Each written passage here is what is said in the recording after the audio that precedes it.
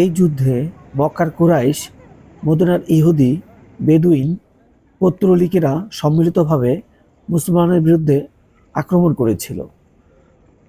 খন্দক শব্দের অর্থ পরিখা বা গর্ত।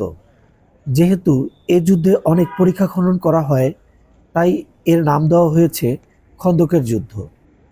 খন্দকের যুদ্ধের এই এলাকাটি সাত মসজিদ নামেও সুপরিচিত। বড় মসজিদটি সহ ছোট ছোট যে মসজিদগুলো দেখতে পাচ্ছেন, এগুলো নিয়েই সাত মসজিদ গঠিত। যদিও এখানে সাতটি মসজিদ নেই, রয়েছে ছয়টি মসজিদ। এই কমপ্লেক্সটিকে সাতটি মসজিদ বলার কারণ ছিল এখানে অনেকেই আল কিবলাতাইনকে অন্তর্ভুক্ত করেছিল। সর্ববৃহৎ মসজিদটি ছাড়া ছোট ছোট মসজিদগুলোকে একদম আদি আমলের ডিজাইনে রাখা হয়েছে। পাথরে নির্মিত আদি এই মসজিদগুলো দেখে বেশ আবেগে আপ্লুত হচ্ছিলাম।